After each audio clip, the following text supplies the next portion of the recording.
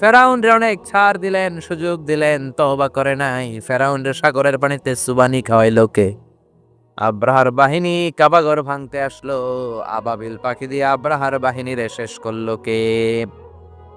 আবার কাবা ভাঙতে এলে পাঠাও আবাবিল, দাও খোদা দাও আমায় আবার উমর দারাজ দিল, দাও খোদা দাও আমায় আবার উমর দারাজ দিল। আল্লাহু আকবার। এজন্য আমার আল্লাহ সব সময় ধরে না, কিন্তু যখন ধরে, কথা বলেন, যখন ধরে ধরে ধরে ধরে না ধরলে আল্লাহ ফেরাউনরে ধরলেন ছাড়েন নাই, নমরুদরে ধরলেন ছাড়েন নাই। এখনো যদি কেউ বান্দরামি করে ধরলে ছাড়বেন না। জোরে কোন ঠিক কিডা? ঠিক কিডা? ফেরাউনের লাশটা আমি নিজে দেখেছি। আমার জীবন ধন্য, আমার চোখ ধন্য। জাহান্নামের নরকীটটাকে আমি দেখে এসেছি। আমি তো মিশরে পড়েছি। মিশরের রাজধানী কায়রোর ন্যাশনাল মিউজিয়ামে এই লাশটা রাখা। মরেছিল লোহিত সাগরে 2000 বছর। ফেরাউনের লাশটা ভেসেছিল জাবালিন নামক একটা সি বিচে। জেলেরা ধরে মমিফাইং করে পিরামিডের ভিতরে রাখে, তারপর অনেক পরে সেখান থেকে এনে মিশরের রাজধানী কায়রোর ন্যাশনাল মিউজিয়ামের রয়্যাল মমিস চেম্বারের 2য় তলায় ব্যান্ডেজ করে মমিফাইং করে রাখা। এই ফেরাউনের লাশ দেখতে 200 পাউন্ড লাগে। কয় পাউন্ড? আমি দেখেছি ফ্রিতে, মাগনা। ফ্রিতে এটার আপনারা কি বলেন? পাবনায় মাগনা বলেন? মাজ্জানান, মাগনা দেখেছি, যেহেতু আলাজারের কার্ড ছিল।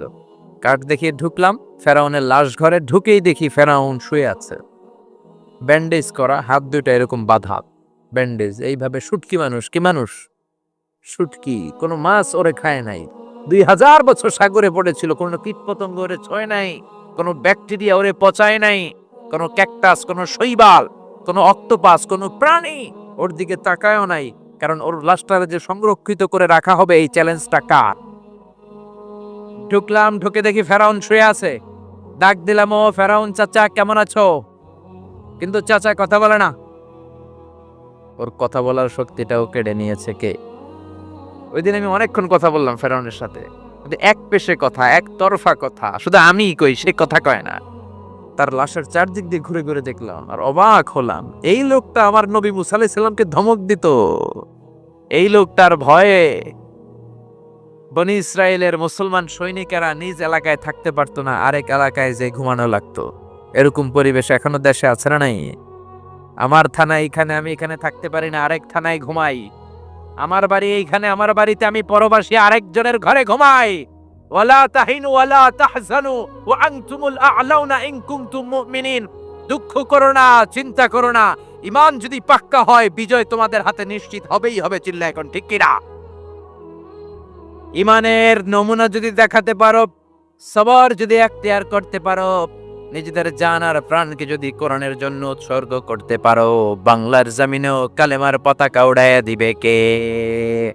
পৃথিবীতে কেউ তো স্থায়ী হয় না, ওক না সে ফেরাউন কিবা নমরুদ। কেউ ভবে চিরদিন রয় না, কেউ ভবে চিরকাল রয় না। জোরে কোন ঠিক কিনা?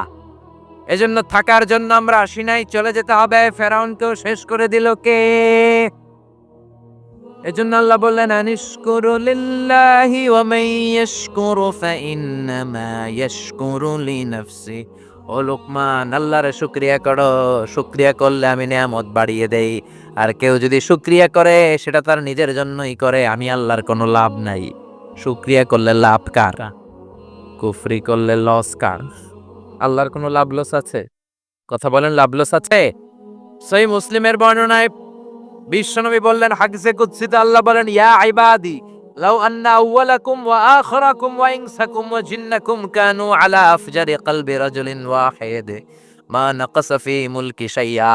ও আমার গোলাম, তোমরা সবাই মিলে যদি আমি আল্লাহরে গালি দাও, আমি আল্লাহর ব্যাপারে বিদ্রোহ ঘোষণা করো, সবাই মিলে যদি তোমরা কুফরি করো, আমি আল্লাহর ক্ষমতা আর 1 ইঞ্চিও তোরা কমাতে পারবি না। ঠিক কি না? কমানো যাবে? আমরা সবাই মিলে বিদ্রোহ করলে আল্লাহর কোনো ক্ষতি নাই। ওয়া আন্নাকুম গায়রু মুজিজিল্লাহ।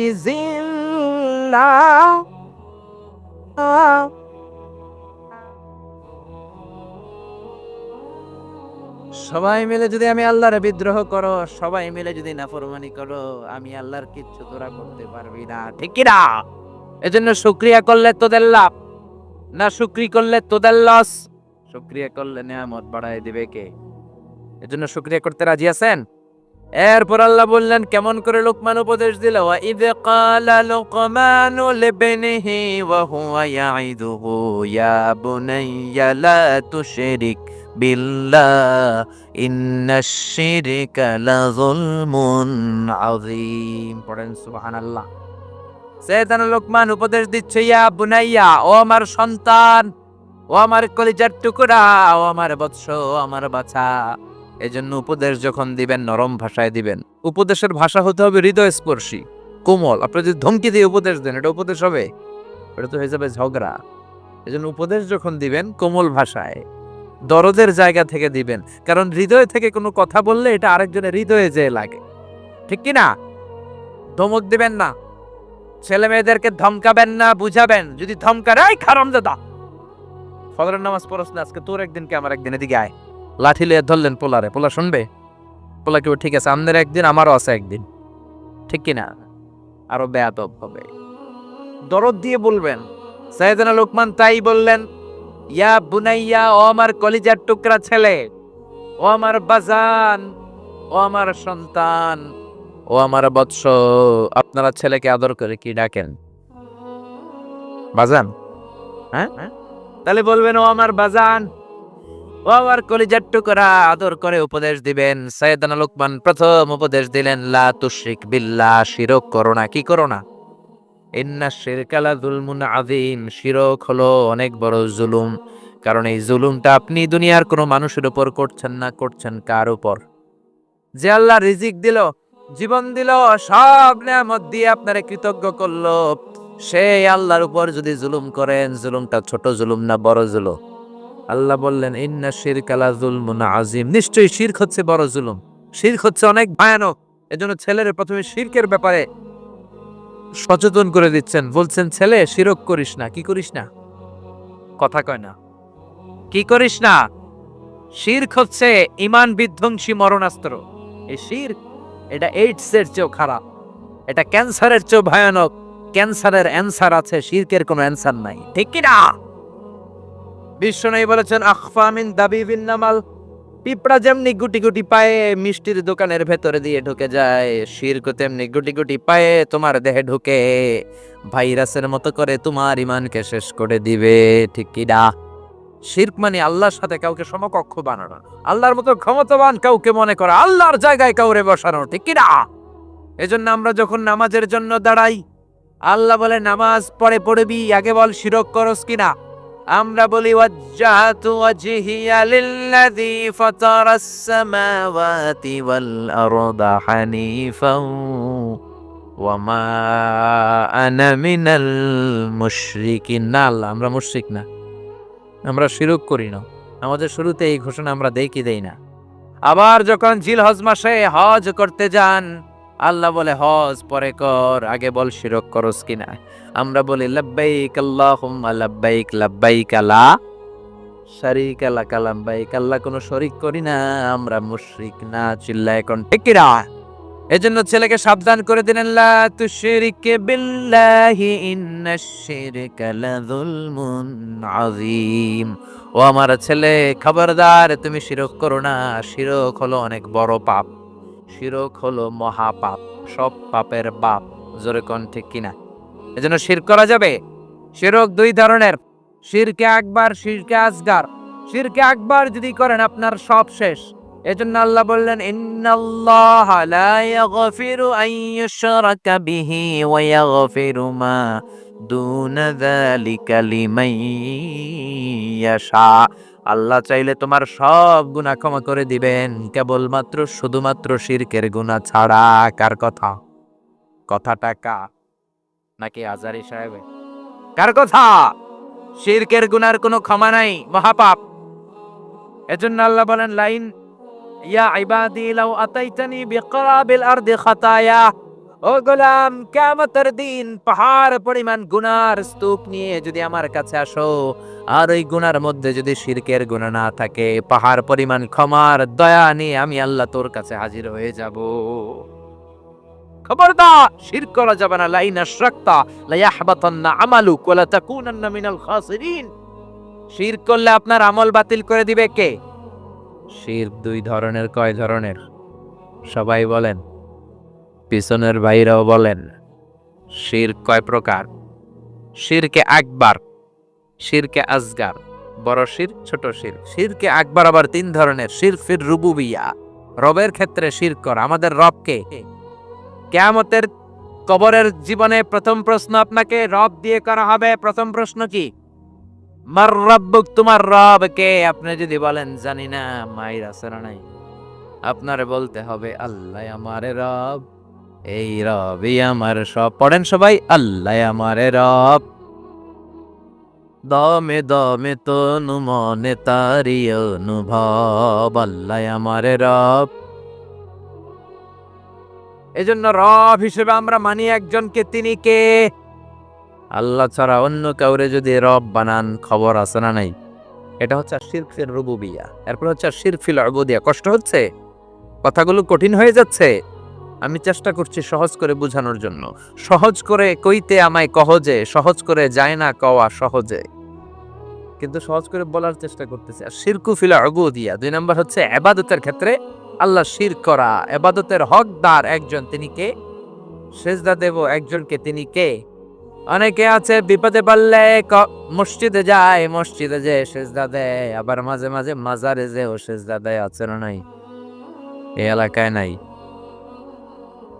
বেশি সর্বনাশ। বিশেষ করে মহিলারা যায়।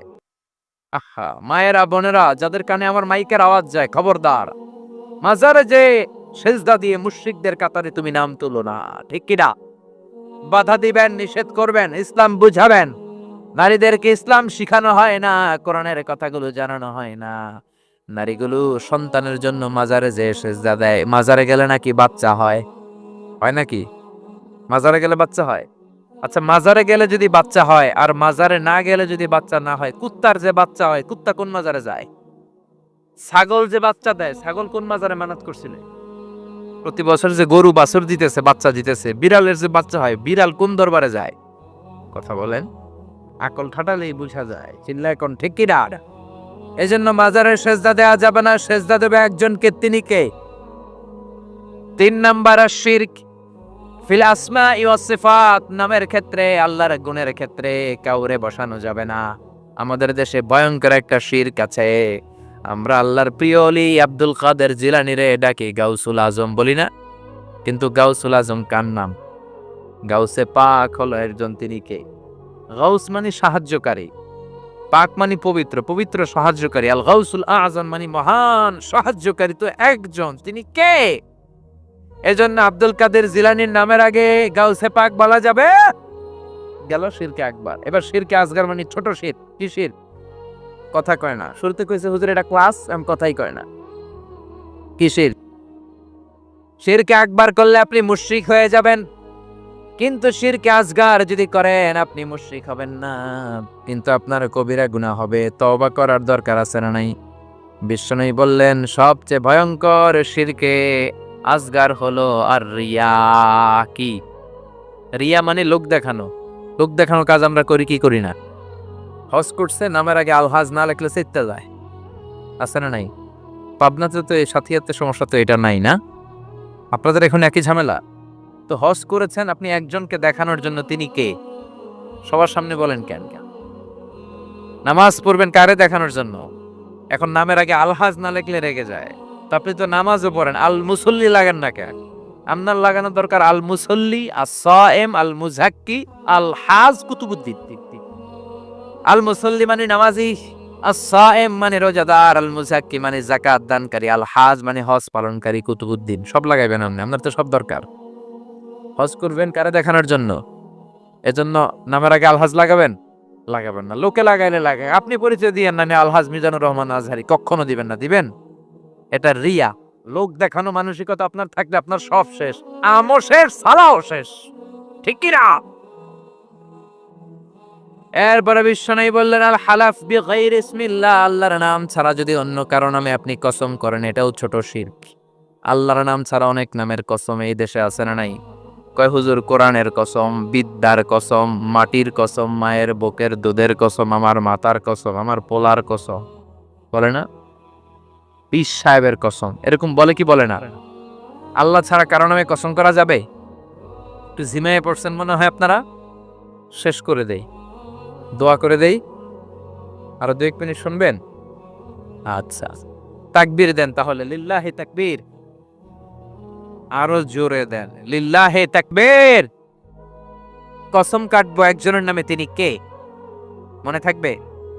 এজন্য বিশ্বনবী বলতেন মান কানা হালিফান লা মাহালাতা ফালিয়াহলিফ বিল্লাহ। কারো যদি কোনো কারণে গুরুত্ব বোঝাবার জন্য কসম কাটতে হয়, একজনের নামে কাটবা, তিনি কে? এমনকি কাবা ঘরের নামে কসম করা যাবে না, কাবার কসম বলা যাবে না, বলতে হবে কারব্বিল কাবা, কাবার রবের কসম। সব কসম হবে কার নামে? আর জোরে বলেন কার নামে? এরপরে বিশ্বনবী বললেন লা তিয়ারাতা ফিল ইসলাম, ইসলামে তিয়ারা নাই। তিয়ারা মানে শুভ অশুভ, কুলক্ষণ সুলক্ষণ, এগুলো ইসলামে নাই। আছে? জোরে বলেন আছে? শুভ অশুভ সুলক্ষণে কুলক্ষণে এগুলা নাই। লা তিয়ারাতা, লা তিয়ারাতা ফিল ইসলাম, ইসলামে কোনো তিয়ারা নাই। আমরা শুভ অশুভ সুলক্ষণ কুলক্ষণ কুফা এগুলোতে বিশ্বাস করি কি করি না? ক্রিকেট খেলা দেখতেছে, এক বন্ধু ঘরে ঢুকছে, এই বেটা তুই বেরো, তুই ঢুকলেই মাশরাফি আউট হয়ে যায়, তুই একটা কুফা। বলেন এগুলা? বলে? বলে? এগুলো বলা যাবে না। নতুন বউ আসছে, শাশুড়ি কয় মা নতুন আসছে একটু চা বানায় খাও, নতুন রান্নাঘর নতুন সবকিছু, কিছু বুঝে নাই, চা বানাইতে যায় কাপ পরে ভেঙে গেছে, সবাইকে বউটা ভালো না রে, বউটা অপয়া, বউটা কুলক্ষণে, বলে না? এগুলো বিশ্বাস করা যাবে? ইসলাম বলে বিশ্বাস করবা তকদিরের উপর, ওয়াল কাদার খাইরিহি ওয়া শাররিহি মিন আল্লাহ। ভালো হোক মন্দ হোক করতে পারে একজন, তিনি কে? কেউ যেটা পারে না পারে কে? কেউ যেটা দেখে না দেখে কে? কেউ যেটা দেয় না দেয় কে? এরপর বিষ্ণু বলেন ইতিয়ানুল আররাফিন, গণকের কাছে যাওয়া যাবে না। গণক চিনেন? কি করে? গণে ভবিষ্যৎ বলে, ভবিষ্যৎটা একজন জানে, তিনি কে? এজন্য গণকের কাছে যাওয়া যাবে? তবে যাবেন, যে জিজ্ঞেস করবেন গণক বাবা আপনি চেম্বার দিয়েছেন কেন? গণক বলবে আমি সব জানি, ভবিষ্যৎ সব বলে দিতে পারি, আগে আগে কি হবে সব জানি। বলার সাথে সাথে 40 কেজি ওজনের এক থাপ্পড় দিবেন গালে। থাপ্পড় দেওয়ার পরে যদি রেগে যায়, আপনি বলবেন রাগেন কেন, আপনি তো সব জানেন, আমি তো থাপ্পড় দিব এটাও তো জানার কথা। আমি এসে যে আপনারে থাপ্পড় দিব, আপনি তো ভবিষ্যৎ জানেন, আমি যে থাপ্পড় দিব এটাও জানেন, যাই না শুনে থাপ্পড়টা খাইলেন কেন? আমার থাপ্পড় থেকে বাঁচার জন্য দৌড় দিলেন না কেন? ঠিক কি না? করতে পারবেন এরকম? গণকের কাছে যাওয়া যাবে না। আবার দেখবেন হাতের রেখা দিয়ে কয় হাতের রেখা নাকি ভাগ্য আছে, ম্যাগনিফাইং গ্লাস আছে, এরকম এক চোখ বন্ধ করে এমনি এমনি দেখে, হাত দিলে গ্লাস দিয়ে ভেবে দেখে, উল্টা পাল্টা বলে যে হ্যাঁ তোমার তো অনেক ভাগ্য, তুমি পাবনার সাথিয়ার মানুষ, তুমি সৌদি আরবে যাবা, অনেক টাকা হবে তোমার, বিয়ে হবে কিছুদিন পরে, উল্টা পাল্টা বলে। এগুলোর সাথে ইসলামের কোনো সম্পর্ক? তারপর অনেকে টিয়া পাখি নিয়ে বসে থাকে, আছে না নেই? টিয়া নাকি ভাগ্য বলে দেয়। ভাগ্য আল্লাহ ছাড়া কেউ জানে? জোরে বলেন। এরপরে রাশিফল বাবা, এদের কাছেও যাওয়া যাবে না। মেষ রাশি, বৃষ রাশি, কর্কট রাশি, তুলা রাশি, সিংহ রাশি, কন্যা রাশি, আছে না নাই? যাওয়া যাবে? উল্টা পাল্টা বলে, আপনি গেলে বলবে তোর উল্লুক রাশি, আপনার বন্ধু নিবেন কইবে তোর বন্ধুর ভাল্লুক রাশি, আপনার বউ নিয়ে যাবেন বলবে তোর বউয়ের বিলাই রাশি, তোর কুত্তা রাশি, তোর মাইয়ার ইন্দুর রাশি, আছে না নাই? এগুলোতে মুসলমান বিশ্বাস করে না। মুসলমান বিশ্বাস করে একজনের উপর, তিনি কে? আরো জোরে বলেন তিনি কে? এজন্য বিশ্বনবী বলেন খবরদার কোন গণকের কাছে যাবা না। মান আতা আররাফান ফাসালাহু আন শাইইন বুতিলাত লাহু 40 লাইলা। গণকের কাছে যে যদি কেউ কিছু জিজ্ঞাসা করে, সাথে সাথে তার 40 দিনের নামাজগুলোরে বাতিল করে দেয় কে? কে? আপনারা কি চান আপনাদের নামাজগুলো বাতিল হোক? এরপর অনেকে তাবিজ ঝুলায়, আছে না নাই? এত্তরি করে ঝুলায়, পোলা নাকি অসুস্থ, এদিকে 10টা এদিকে 10টা, গলায় 10টা কোমরে 20টা, তো তাবিজের ওজনেই তো আপনার ছেলে সুস্থ হয়ে যাবে। ছোট্ট ছেলের গায়ের মধ্যে এত তাবিজ কেন? আপনি ঝাড়ফুঁক করবেন, ঝাড়ফুঁক করা সুন্নাত। বিশ্বনবীর হাতে একবার বল্লা পোকা কামড় দিল। আয়েশারে ডেকে বললেন, আয়েশা লবণের পানি গরম দাও, আঙ্গুলে ঢালো। মা আয়েশা লবণের পানি গরম করে ঢালতে লাগলেন। বিশ্বনবী সূরা ফাতিহা পড়ে ফু দিতে লাগলেন। মা আয়েশার লবণের পানি ঢালা শেষ, বিশ্বনবীর সূরা ফাতিহা পড়া শেষ, আঙ্গুলের ব্যথাও। মা আয়েশা বললেন, আপনি নবী মানুষ, সূরা ফাতিহা পড়ে ফু দিলেই তো ভালো হয়ে যেত, আমারে কষ্ট দিলেন কেন? খালি খালি লবণের পানি করাইছেন কেন?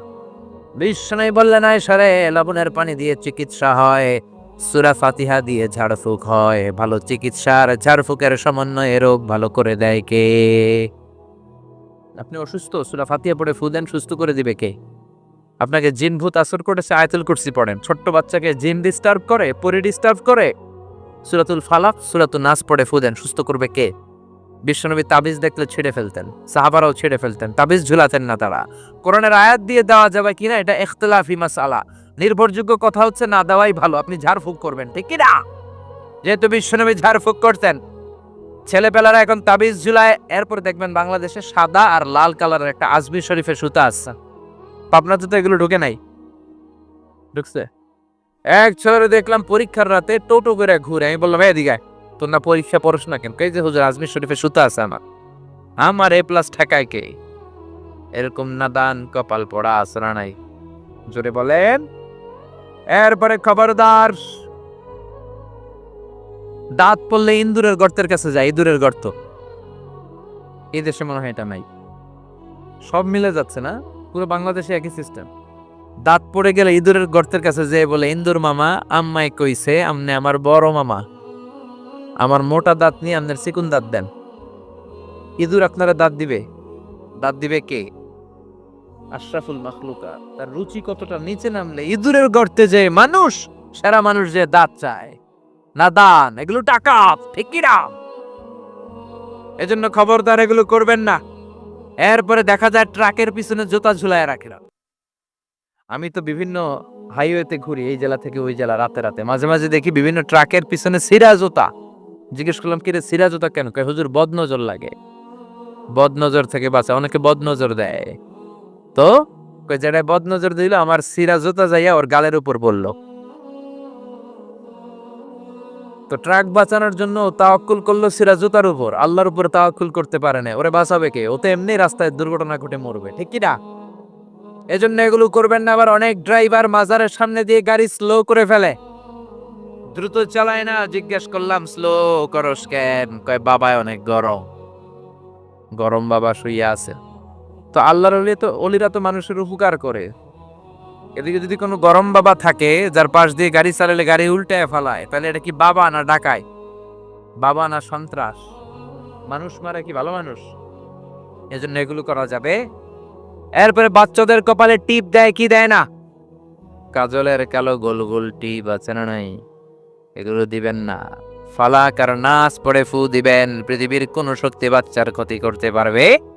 সূরাতুল ফালাক সূরাতুন নাস মুখস্থ আছে না? দুইটাকে একসাথে বলাল মুআউযিজাতান। বিশ্বনবীকে লাবিদ ইবনুল আসাম, ইহুদিদের মিত্র, জাদু করলো, ব্ল্যাক ম্যাজিক। এই ব্ল্যাক ম্যাজিকে বিশ্বনবী 4 মাস, কোন বর্ণনায় 6 মাস টানা অসুস্থ ছিলেন। সূরা ফালাক আর নাস আল্লাহ নাজিল করলেন, সুস্থ করে দিল কে? এজন্য সূরা ফালাক আর নাস পরে ফু দিবেন। দুইটারে বলে মুআউযিজাতান। কালো টিপ দিবেন না। অবাক করা কাণ্ড, আমার বাসার অনেক প্রাচীন পুরাতন একটা অ্যালবাম আমি খুঁজে পেলাম বাসায়। অ্যালবাম ঘাটতে ঘাটতে দেখি আমার বয়স যখন 6-7, আমার কপালে এরকম কালো টিপ দেওয়া। আম্মারে ধরলাম, কালো টিপ দিছো কেন? কয় তোর নানি কইছে। নানিরে ধরলাম, তুমি কইছো কেন? কয় তোর বড় আম্মা কইছে। বড় আম্মার দুনিয়াতে বাইসা নাই, ধরতে পারি নাই। এরকম ঝামেলা অনেক জায়গায় আছে না নাই? এগুলো দিবেন না। তাওয়াক্কুল করবেন কার উপর? এরপর আমাদের এলাকায় বলে, পরীক্ষার দিন সকালে ডিম খাবি না, সাবধান, ডিম খাইলে পরীক্ষায় তো ডিম পাবি। বলে এগুলা, বলে, বিশ্বাস করবেন না। এরপরে বলে জট কলা খাবি না, লেগে থাকে একসাথে, জট কলা খেলে নাকি জমজ পোলা হয়। বলে না? জমজ ছেলে হলে তো ভালো, 2বারের কাম একবারে সারলো, ঠিক কি না? 2বার মায়ের কত কষ্ট, একবারে যদি 2 বাচ্চা হয়ে যায় আরো সহজ না?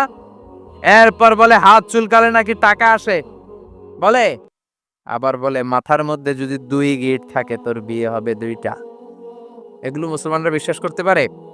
এই জন্য সাইয়েদানা লোকমান তার ছেলেরে বললেন, লা তুশরিক বিল্লাহি ইন্নাশ শিরকা লা যুলমুন আযীম। খবরদার, আল্লাহর সাথে শিরক করো না, শিরক হলো বড় অপরাধ। আল্লাহু আকবার। প্রথম উপদেশ শিরক করো না। প্রথম উপদেশ কি? শুনবেন 10টা? 5টা শোনেন। 10টাই? আচ্ছা, সংক্ষেপে বলবো। 2 নম্বর ছেলেরা বললেন, ইয়া বুনাইয়া ইন্নাহা ইন তাকুম মিসকালা হাববাতিন মিন খারদালিন ফাতাকুন ফি সাখরাতিন আও ফিস সামাওয়াতি আও ফিল আরদি ইয়াতি বিহাল্লাহ ইন্নাল্লাহা লাতীফুন খাবীর। ও আমার ছেলে, তুমি ছোট্ট কোনো ভালো করো কিংবা মন্দ করো, আরে কাজ তুমি আকাশে উঠে করো, পাহাড়ে ঢুকে করো, কিংবা জমিনের ভিতরে ঢুকে করো, কেউ দেখে না, দেখে কে? কেউ যেটা দেখে না দেখে কে? কেউ যেটা শোনে না শোনে কে? ছেলেরে সাবধান করায় দিচ্ছেন। বাবা প্রথমে বলল শিরক করিস না, তারপরে বলল বাবা তুমি ছোট্ট ভালো কাজ করো বা খারাপ কাজ করো, কিয়ামতের দিন ওই ছোট্ট কাজটাকে তোমার সামনে হাজির করবে কে? এজন্য ছোট্টবেলা থেকে ছেলের মাথায় আল্লাহর ভয় ঢুকায় দিবেন। কার ভয়? আরো জোরে বলেন, কার ভয়? আল্লাহ সব দেখেন, সব জানেন, সবার চোখ ফাঁকি দেয়া যায়, আল্লাহর চোখ ফাঁকি দেয়া যায় নাকি? পুলিশের চোখ ফাঁকি দেয়া যায় কি যায় না? দুদকের কর্মকর্তার চোখ, বিমানবন্দরের কাস্টমস অফিসারের চোখ, পরীক্ষার হলের ম্যাজিস্ট্রেটের চোখ, কিন্তু আমার আল্লাহর চোখ ফাঁকি দেয়া যায়? কেউ যেটা দেখে না দেখে কে? রাত্রিবেলা দরজা বন্ধ করে, লাইট বন্ধ করে, জানালা বন্ধ করে একা একা পাপ কাজ করলেন, কেউ দেখে নাই, দেখলো কে? ছেলেরে ছোট্টবেলা থেকে বুঝাই দিবেন, বাবা তুমি যাই করো না কেন, দেখছেন কে? এই সেন্স অফ অ্যাকাউন্টেবিলিটি, জবাবদিহিতার চিন্তা যদি ছেলের মাথায় ইনস্টল করে দিতে পারেন, এই তাকওয়া নামক সফটওয়্যার যদি ছেলের মাথায় ছোট্টবেলা থেকে ঢুকাই দিতে পারেন, এই ছেলে ডাকাত হবে না, এই ছেলে টেন্ডারবাজ হবে না, এই ছেলে ইফটিজিং করবে না, এই ছেলে খাদিজারে কুবাবে না, এই ছেলে তনুর মতো মেয়েকে ধর্ষণ করবে না, এই ছেলে 31st নাইটে আর বৈশাখের দিন মেয়ের ওন্না ধরে টান দেবে না। চিল্লা এখন টেকিরা।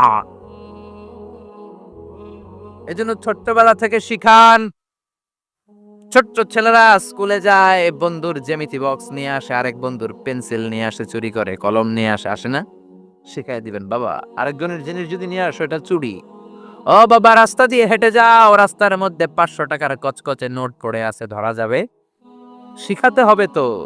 মুরগির পেট থেকে বেরোলেই ওটা মুরগি, ছাগলের পেট থেকে বেরোলেই ছাগল, গরুর পেট থেকে বেরোলেই গরু, কিন্তু মানুষের পেট থেকে বেরোলেই ওটা মানুষ হয় না, ওটা মানুষ বানাইতে হয়, ঠিক কি না?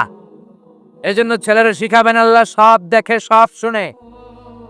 7 আকাশ, তার উপরে সিদরাতুল মুনতাহা, তার উপরে কোরআনের বাড়ি লৌহে মাহফুজ, তার উপরে বাইতুল মামুর, তার উপরে আল্লাহর আরশ, আরশের উপর আল্লাহর কুরসি, তার উপরে আল্লাহর 70,000 নূরের পর্দা। এত উপর থেকে সপ্ত জমিনের নিচেও কোন পিপিলিকা যদি, পিঁপড়া যদি নীরবে নিঃশব্দে হেঁটে যায়, ওই পিঁপড়ার পায়ের আওয়াজটাও শুনতে পায় কে? ছেলেদের ছোট্টবেলা থেকে বোঝাতে হবে, বাচ্চারে ছোট্টবেলা থেকে শিখাবেন, অন্যায় করিস না, মিথ্যা বলিস না, কারো জিনিস নিয়ে আসবি না। রাস্তা দিয়ে হেঁটে যাচ্ছ, আম বাগানে আম পেকে আছে, টুক করে একটা আম ব্যাগের ভিতরে ভরে স্কুল থেকে নিয়ে আসলা, কেউ দেখে নাই, দেখলো কে? এই চিন্তাগুলো ছেলের মাথায় দিয়ে দেওয়ার দরকার আছে না নাই? মেয়ের মাথায় ঢুকায় দেওয়ার দরকার আছে না নাই? 3 নাম্বার ছেলের উপদেশ দিচ্ছেন, ইয়া বুনাইয়া আকিমিস সালাতা ওয়া